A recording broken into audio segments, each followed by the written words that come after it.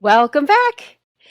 For my small group classes and even my personal workout programming business, I've had students disclose how they pee a little when they're jumping rope or doing some kind of jump exercise. And as a trainer, when there's an injury someone's working through, even for myself, my first go to is not my primary care physician. I tell people to go to their physical therapist. And then when it comes to leaking or peeing during exercise or any kind of daily activities, what I always suggest is to see a pelvic floor physical therapist. And I know that there's friction about going because it's something different and it's very intimate kind of information, but it can help you. And that's why I'm so excited for my very special guest today, who is a pelvic floor therapist that I've actually sent one of my students to, Surabhi Veitch. I got that, Surabhi Veitch, You got it. aka also known as the Passionate Physio, is an experienced pelvic and orthopedic physiotherapist and a fitness coach. Surabhi has a passion for women's health, helping people feel strong, confident, leak-free, and pleasureful. She supports people with bowel and bladder health, intimacy concerns, pain, prolapse, and fitness through pregnancy, postpartum, perimenopause, and beyond. Welcome, Surabhi. Thank you so much, Tina. You got my name right. It's not always easy to say, but I appreciate you taking the effort to pronounce it properly. Thank you for that wonderful intro. What you said is so accurate. People often feel this tension about going to see a pelvic floor physical therapist. They feel like, sometimes people feel like their issues aren't bad enough. Like, oh, it's Yes. not bad. I'll manage. It's not a big deal. And we kind of gaslight ourselves into thinking that it's normal to just leak pee when we're jumping, running, walking, climbing, lifting, right? And it's not normal. And then people feel the shame when you say it's not normal. Then they're like, oh, my body is not working for me. And just like if you had an ankle sprain or a wrist fracture or back pain, you wouldn't internalize it as I'm so weak, my body's a problem. Maybe you would maybe think that a little bit, but not in the same way as the intimate part concerns. And as a pelvic floor physiotherapist, I get it. I get the hesitation. And that's why I'm so glad that you're having me on here today to kind of dispel some of the myths and talk about what it is that I do, how we can actually support people to live their best lives and be active and do the things they want to do. I appreciate that you said about the hesitation because when I suggested it to one of my personal programming students who had just mentioned, oh, for the jump rope, I get a little bit, I pee a little, but it's okay. And then I told her, especially because you're in Canada, I'm like, what? If I was in Canada, I'd be using all the resources. So I said, I know somebody, and I think you should go just at least consult with her. Yeah. And she had told me later after she had seen you, I really did not want to. She really hesitated. She had a lot of internal friction about going. Let's go to my first question, which is, at what time of life is it really common for women to experience leakage, like whether it's an exercise or something that they have never noticed before? So, two major parts of our life is any hormonal flux. So, for example, usually around pregnancy, postpartum, if somebody's had children before or had pregnancies before, or perimenopause to menopause. Very, very common in that perimenopause to menopause transition, postmenopause transition, because you see changes in hormones. So, estrogen starts to decline, and estrogen declining actually has an impact both on pelvic floor strength, on urethral position, strength. It basically, even if you did nothing different, even just entering that transition in your life may cause you to have some kind of leakage or urinary urgency or frequency. Sometimes people aren't actually peeing themselves, but they're peeing every half an hour, 45 minutes, and that's not any better either, right? That is actually really helpful to know. Can you describe maybe what's actually happening that causes the leakage or that sensation where you have to go every half an hour? So there's a couple things happening. Usually when the bladder, which, is right behind your pubic bone, for those of you who don't know, When there's any type of stress on the bladder, and it could be a stress from the bladder actually being full, then the bladder contracts, and that triggers to your brain, oh, I gotta pee. And that could be one reason why you feel like, okay, I have the urge to go pee. Now, we usually get the first urge to pee when the bladder is only about a quarter to half full. So if you honor that first urge to pee because you're like, oh, I gotta go. Oh, I'm going to start a fitness class in 20 minutes. I better go now just in case. And then like right before it starts, you're like, oh, I'm going to go just again. I feel like I have a little extra. So that repetitive just in case peeing builds this habit of this kind of lazy bladder. The bladder muscle doesn't learn to actually expand to its full capacity.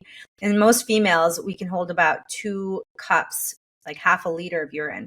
And so when you're sitting on the toilet and there's like a 3-second spurt, that probably meant you didn't actually need to go. So we build these habits into our lives thinking that will actually help us to jump through that class or do that kickboxing class, and actually harms us because it makes our bladder and our pelvic floor complex weaker.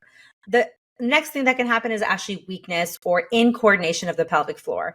Many people think that pelvic floor is this loose, floppy, muscle that is just doing nothing. I'm like, listen, if you go to fitness classes, if you move around, your pelvic floor is probably strong enough to maintain continence, which is maintain, not being yourself. But sometimes what happens is there's lack of coordination. It's turning on, but it's too late. So the muscles that pinch the urethra, which is the tube and the hole that pee comes out of our bodies, the muscles that pinch that are the superficial pelvic floor muscles. And sometimes they're just a little too late. And so you add the jump, the pressure to your bladder, from the jump or even the cough or sneeze sometimes. And the pelvic floor is trying desperately to close, but it's too late. And so you have a little bit of a squirt. So those are 2 common things that can happen. There's a misconception that everyone's pelvic floor is lazy or weak, and you just have to keep doing Kegels. And if Kegels were going to work, they would have worked by now, right? Like we do Kegels for 100 years before they finally take effect. It's just branding. I think Kegels have been branded well. They've been marketed well. So everyone is obsessed with doing them. If you're going to the gym and doing squats, deadlifts, lunges, if you're working out, so is your core, and your pelvic floor is part of your core. And so rather than looking at isolating the pelvic floor all the time, we wouldn't sit around and just like twitch our biceps. We would actually lift the dumbbell and lift weights. Same with our pelvic floor. We don't need to just sit there and contract, relax, at every red light, which a lot of people are told by their doctors or old school pelvic physical therapists may have given that advice because back then that was the right advice to give. However, we've learned a lot about how the pelvic floor actually works together as a team with your abs, with your lower back muscles, with your diaphragm, which is your breathing muscle, which essentially makes up the core. So we can't have a strong functioning core if we're not aware of the fact that the pelvic floor is also part of it. And so I often recommend when we talk about people, we talk about lifestyle behavioral things like just in case peeing, anxiety, people who are often anxious or running late and they're taking on a million things on their plate. They're often the people who tend to have more leakage. And they're often the people who, will say, it's okay, I can deal with it. Right. And then they put it off and now it's a 2-year habit or a 5-year habit or a 10-year habit, which becomes a little trickier to change, but still, no matter how long you've been leaking, those are things we can work on. What you said made me think of a couple of things when you're describing almost training your bladder to want to go pee before it actually needs to. Is almost like cognitive behavioral therapy. I was thinking 100%. when you go through sleep issues, you have to basically retrain your brain and the relationship with the bed about sleep. But so what I want to figure out is, I know you live in an urban area, and definitely people who live in New York, or maybe even people who have kids, will think, let me go pee before I go get on the subway. Because in New York City, there's if just you're not stuck for an hour and a half. You're just like, well, I'm stuck here. Yes, or actually in New York, there's not a lot of public bathrooms. Yes. Which is why it smells, because there's a lot of homeless because they can't go to the bathroom easily. What would you give as advice when I guess it's almost environmental, with this situation? 100%. That can happen. Or, Hmm. the other thing I've heard is people, let's say you're going on a long car trip and you're like, Yes. there's nowhere safe for me as a female to stop between here and here. I'm not going to just Yeah. stop in this random small town gas station because I don't feel safe. So I'm just going to go before and go after. And Yes. so when it's those types of scenarios, yeah, you go when you can, right?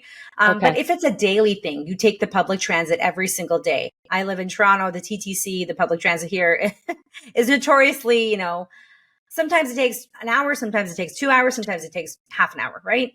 So it's unpredictable. So I usually say if you know you're going to get on the train at 4 p.m. Hmm. and you've peed at, let's say, 3 and you're tempted to pee again at 4, why don't we shift that 3 p.m. pee and delay that till 3:30 or closer to when you actually need to go? Rather than just going again, train your body to like hold that previous pee a little bit longer so that you fill fully before you actually empty. The average adult females should be able to hold their pee 3 to 4 hours, maybe 2 to 4 hours if you're really aging or if you are undergoing, pregnancy or something. But a lot of people, like almost every single person is like, oh, I have a small bladder, as if they're so unique that it's their bladder that's actually really small. No, you're not. I would say we're not that special. You don't have a small bladder. Studies even show like most people don't have an abnormally small bladder. It's just how it's trained.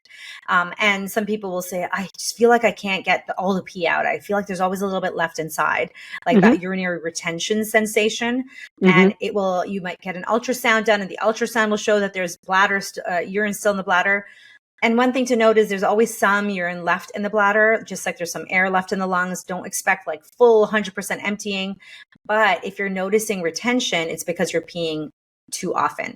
So if you're going really often, the bladder has a very ineffective squeeze to kind of empty out the bladder and the urine. If you go every 2, 3, 4 hours, the bladder's like, all right, I'm full now, and I'm going to have a powerful squeeze. Your pelvic floor muscles, the gates open, and then you have a nice pee. Versus if you're peeing every hour, every half hour, every hour and a half, the bladder's squeeze is really ineffective. And so we just like we can train it to be weaker, we can train it to be stronger, right? The bladder is surrounded by muscle, so it can learn over time. So for the person who's going to see you for peeing during jumping, something where it's a physical activity that causes, or even during laughing or sneezing, Mm-hmm. what exactly does a pelvic floor physical therapist help you do to lessen or stop that? We look at how can we jump without getting the urge to pee or actually leaking. So can we modify the jumps to maybe if you're doing 10 jumps, that's when you have the urge. Let's work within that 8 jumps zone and build rest in between. So maybe you'll do 7 or 8 jumps, build rest, and then do another 7 or 8 jumps, build rest. So we can modify the actual way we're training, the volume of it, the rest time. We can also change posture. So sometimes people leaning forward, it helps them activate the glutes a bit more easily. The glute max is a very powerhouse muscle, takes a lot of the load off the pelvis and the pelvic floor.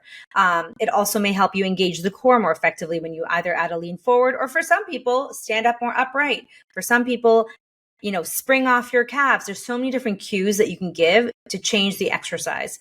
What I try really hard not to say is stop jumping because you're symptomatic. In the same way, if somebody's knees hurt when they jump, you wouldn't say never jump again, your knees hurt. You would say, let's build up to that exercise.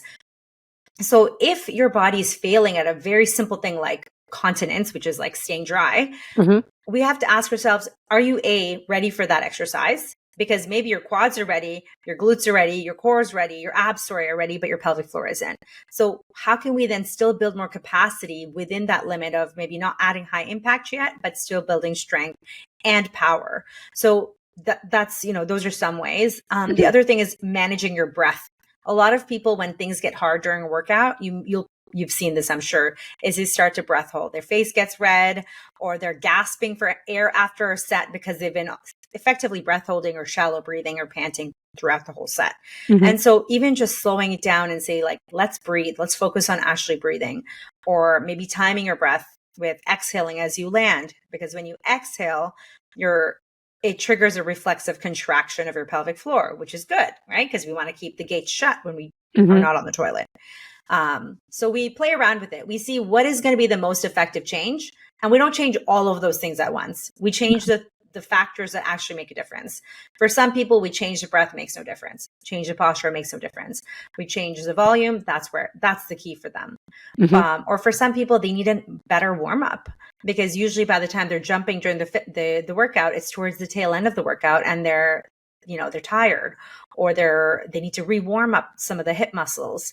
And a lot of people too, I think they're expecting themselves to go from sedentary to then go to a high impact fitness class and then just be able to do everything. And it's okay to do the low impact options until your bladder, your pelvic floor, your core learns to coordinate better and work as a team. So tons of stuff we can work with. What would that look like during a session? So let's say that I'm just thinking of how this has actually happened in a class where afterwards I didn't realize, but one of my students said, "Oh, haha, I kind of pee a little during jump rope." And I had suggested you should see a pelvic floor therapist. This doesn't have to be a thing. What would that look like if she came in to see? So initially, there's options to work together as an initial consult, whether it's virtually. I support people globally through coaching, pelvic coaching. And then obviously within Canada, within Ontario, I'm a pelvic physical therapist, which works really well for people who either have insurance or who live here. And I live in Toronto. They can come see me in person or virtually. So your client, for example, I support fully virtually. Super convenient. A lot of the times people think I need some pelvic floor stuff fixed. And if somebody has a hesitation to going to see someone to poke and prod them, let's not even go there. We can do an in-person or virtual visit and not even do a pelvic exam. Because if your issue is not pain, but it's actually leaking during specifically jumping, we need to see you jump more than we need to see what your pelvic floor looks like or feels like. For some people, if they're in person, we will do a pelvic exam to assess strength, coordination, if there's any muscle tension. Many people now hold excess tension in their pelvic floor. I would say 90% of the clients I treat, to be honest, not even for leakage, for any issue, whether it's prolapse, pain, postpartum pregnancy, perimenopause, they've got tension. Why? Because we live in a very high-paced life. We live in big cities, often very go, go, go. And you might think, you know what, I haven't really had a stressful day, but look at the past week, the past month, the past year. If you haven't had much downtime to decompress, if you don't practice any stretches, mobility exercises, yoga, meditation, something to kind of calm your nervous system down, chances are you're holding excess tension in your pelvic floor or your hips. And so part of the session is going to be teaching people exercises to open up those areas to decrease tension. And often we'll do a test, retest. We'll test your skill, whatever, let's say it's jumping jacks. We'll test it before, and then we'll do the exercises. We'll test after and see, has this made an immediate impact? If it has, fantastic. If not, that doesn't mean it hasn't worked. You might just need a little bit more time for it to work. Often with leaking, it's within a few sessions. Like sometimes it's one session, sometimes it's 3-4 sessions. The person is kind of back to making huge progress, and then they're able to progress back to their activities, whether it's running, jumping, plyometrics. So that's what the initial exam looks like. We talk a lot. There's a lot of talking because I want to figure out what your behaviors are. That includes, how do you pee? How long are your pees? What color is your urine? What's your poop like? People are often surprised to ask them about their poop. But if you're constipated, that's going to increase your likelihood that you're going to leak, because now you have more stuff taking up the real estate in your pelvic bowl. And think about the average American Canadian eating the average American diet. Many people are constipated, and to the point where we have actually normalized constipation and said, if you poop 3 times a week, that's still considered normal. Whereas as a pelvic physiotherapist, I want you to poop at least daily. If you're eating daily 3 times a day, we shouldn't be pooping every 2-3 days. And so when we can evacuate more effectively, the bladder is better able to work normally and has less compression. And then you're going to notice less leaks as well. So I ask all these questions to get a full picture perspective of what may be influencing the person's leakage. And many of my clients say, wow, this, like, I didn't even realize that you could help me with this other issue. And now that issue's gone too. right? It's like we're treating multiple things at the same time because they're interrelated. They're interrelated. And the average person wouldn't know that. Even I didn't know that until I took pelvic health courses and I realized, wow, that back pain, that tailbone pain, and that pain with sex, and that prolapse, and the leakage and constipation, they're all interconnected. I guess also people don't talk about that as openly. So you think about regular physical therapy, I have a shoulder injury, elbow injury. Oh, it's normal to go see the doctor than the physical therapist because you're getting x-ray, but it's a little bit more private to talk about, like, I only poop. Only poop 3 times a week. Yes. Yeah. I don't even think I know my friend's poop schedule. So that makes sense. Exactly. And the thing is, I think athletes have normalized going to physio. It's the cool thing to do. Yes. Oh yeah, everyone's got their physio, their trainer, it's cool. It's normalized. Right. I think when athletes, celebrities, as we see these people, for whatever reason, we look up to them. When we see the conversations normalized, which we're seeing, I see more athletes talking, especially around, I would say, the pregnancy postpartum phase and the menopause phase, the two transitions. Yes. I see more influencers and athletes and celebrities talking openly about it. And I think that's what it's going to take. Because if we're waiting for cultures to change, like I'm Indian, like Indian culture, we're not talking about this in our households. Actually, we do talk about poop a lot. They always want to know, have you pooped? What's your poop like? But not to the point of like, okay, now what do you do if you're leaking? Or what if you have pain with intercourse, right? We're not talking about it to that. I work with a lot of Asian populations, so similar, right? Yep. More conservative upbringing. We don't talk about this stuff. And especially as a female, we don't talk about our discomfort. We just suck it up, pretend we're fine, and move on. And so I think by working with a lot of my clients, I give them permission to actually care about themselves and say, you know what? It's not okay that I pee a little bit because my husband doesn't pee when he's laughing or jumping. And he would never normalize that. Guys aren't like, oops, I pee during jumping jacks. We laugh about it. And I think that's better than crying about it. But we laugh about it to almost not take accountability for ourselves and say, you know what? It is kind of funny, but it's also kind of sucks. Like, let's go book with somebody, take the barrier out of it, work with someone virtually if getting to an appointment is a pain in the butt. Decline an internal exam if you're uncomfortable with it. Out of all my in-person clients, I would say 25% of them don't want an internal, and that's great. That's still just as effective. And my virtual clients often improve faster because they actually listen to me when I prescribe exercises versus my in-person clients sometimes might think, she'll fix me, she'll work on me. And, it's a little bit more passive sometimes. I still try to use an active approach, whether I see someone in person or virtually, but I do find my virtual clients improve really well because they're just a little bit more ready to listen to the advice and make those small incremental changes. So I was thinking about the jump rope person, because I'm going to have her take a listen to this podcast. Would assessing that be having her jump rope, and then, like you said, at what point does she notice that she might be leaking or the sensation leaking? Is that how you measure it? You see when that's happening, as you were talking about the number. When is just one factor. When, how, what does it feel like? Yep. Or how often? Is it every time? And what's her technique look like, right? Just like anything, if someone's like, my knees hurt when I squat, and I'm looking at their squat thinking, well, that's why they hurt. The squat isn't the problem. It's maybe how you're doing it. Right. I look at all those things. And we also make sure that there are things the person can do to train the similar skill that are not symptomatic.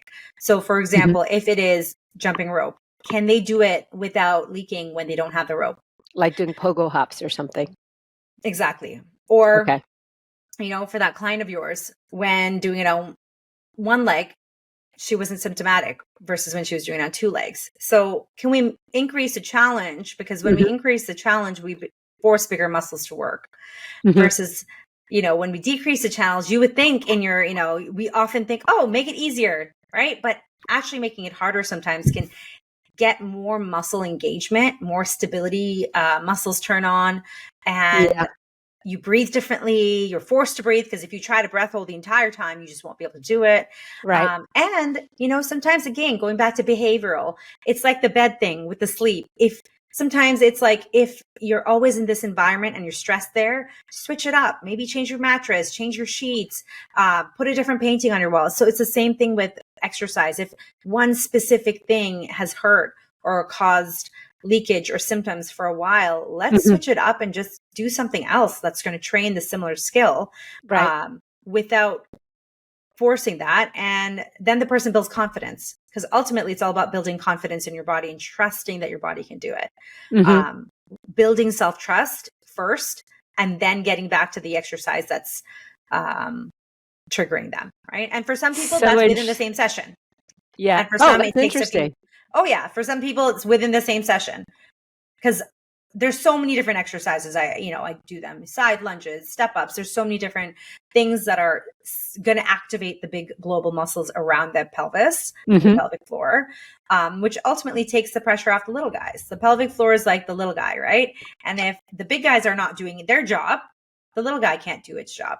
Mhm. It's taking on more load than it needs to. And so many people have either weakness or tension in their glutes, hamstrings, adductors, Mhm. all the major global muscles of the hip, right? Hip, pelvis, lumbo-pelvic area. So when we boost the strength and flexibility in those muscles, it often takes that load right off the pelvic floor. I love just the connections of everything. And the last thing I wanted to ask you is, you might have already shared it, but can you tell us two of the first things that you teach your patients or have them practice when they come see you? We'll just say about leakage. One thing is, if they're not drinking enough water, I make sure they drink enough water, which Mhm. again is counterintuitive, because people often decrease water intake because they don't want to pee before a workout class, for example, Right. or a fitness training session. They'll say, I pee right before, and then I try not to drink water, because if I do, I'll have to pee throughout the entire class. So I actually get them to drink more water so that the bladder and their urine in the bladder is not as concentrated and as much of an irritant. And then I train people to stop just in case peeing. The third, I would say, is manage constipation. Mhm. And it's not like, when you go to the doctor and they're like, just lose weight and don't stress as much, that will fix everything. I hate that type of advice, because it's not concrete and it's not actually showing the person, like, how do I do this? So I Right. lay out strategies for them, so it doesn't feel overwhelming. It doesn't feel like I have to do these 10 different things today for this Mhm. to work. Sometimes, like, most often, not most often, majority of people who have urinary leakage, not with jumping, but just in general, they're Yeah. not drinking enough water.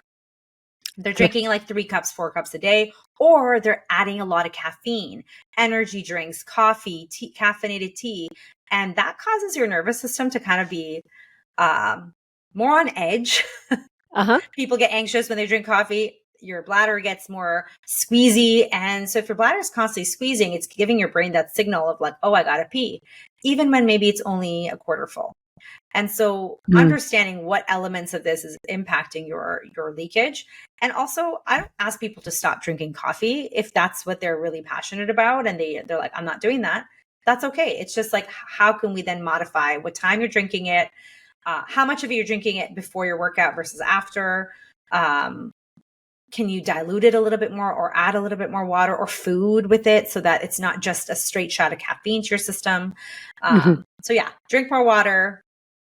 Don't pee just in case, because that's it's becoming it's going to become a vicious cycle that comes back to bite you in the You've been literally. butt. You made me think about that as the client that I have that works with you. That's the one thing she's working on, trying to Exactly. hold out longer Yeah. for going to the bathroom. And some people are not ready. They're like, no, I feel scared to do that. And I'm like, Hmm. okay, that's fine. But when you're ready to make that change, don't look at changing it from like, if you pee every hour to, oh, I got to pee every 3 hours. That's 2 hours. I have to push it. Yeah. Extend it to every 10 minutes. Like, okay, I'm going to wait. I'm just going to push it another 10 minutes. Start to build that confidence slowly in a way that's actually doable for you. And I actually find since the pandemic and people working from home more, it's gotten worse because bathrooms are right there. Before, when you're in the Oh, workplace, you're like, oh, there's somebody in the bathroom. I got to wait. Forget it. I'm not going to go. Whereas now I can pee every 5 minutes if I really wanted to. And sometimes people are yeah. bored at their job and then they're like, let me just go to the bathroom. So I Yes. often call them like, if you need a boredom break, like stretch your legs, do a stretch, do a mobility exercise rather than always going to the bathroom, right? Or drink some Yeah. water. Yeah. So That's interesting. Yeah, you just figure you're at home. Oh, I'm walking by the bathroom to go to the kitchen. I'll yeah. just go. I think what makes it hard is going pee just feels automatic. So whatever we are doing feels normal, not that we have to train our brain to think of anything a certain way or retrain our thinking behind going to the bathroom. Well, exactly. And look at water intake, for example. You would think we drink when we're thirsty. And so, people say, oh, I just drink when I'm thirsty. And then how much are you drinking daily? Oh, like 2 cups. And of course, maybe they're eating fruit or soups, but they're not, right? And Hmm. when we're living in a culture that's very, capitalistic, we're work oriented, we're so disconnected to ourselves, we don't even Mm, notice we're thirsty. We don't even notice we're hungry sometimes. So that's when I say, like, sometimes we have to rebuild our normal um, kind of reflexes and signals. We have to actually yeah, pause so we can hear the signals. We have to pause and say, are we actually bored? Am I just bored with work? And that's why I'm going to the bathroom? right, Or am I nervous? Am I anxious about something? And now my bladder is going squeeze, squeeze, squeeze. And so now I have this trigger. Kind of right. checking in with, like, what is actually going on? We often say this with hunger, right? And like people Hmm. who stress eat. And it's okay to do that once in a while, but if that becomes a pattern, a habit, it's like, let's ask what is actually causing that stress. It's the same with any habit, right? Whether it's eating, Yeah, drinking, addiction, going pee, like, those are broad categories, but in general, we have to be better at just taking a pause midday and be like, okay, what's going on? What do I need right now? right. Um, That, thank you so much for your time. Let me make sure Surabhi, yeah. Surabhi, Surabhi. Yeah. Surabhi. Yeah. For anyone who would like to get in touch with Surabhi, the details are going to be in the show notes of your Yeah. Instagram and all that kind of good stuff. Yeah. And I, Come just send me a DM anytime at the Passionate Physio or send me an email. I love helping people just get leak free. I mean, get your life back. Don't be chained to the bathroom, or people plan their trips, plan everything around bathroom breaks. And I'm like, it's unnecessary, whether you're 50, 60, 20, whatever age you are, right? Um, and yeah, thank you so much for having me on. I'm Coach Tina. For more information about how to work with me, head to ironstrongfitness.com and send me a message. I'll see you next time.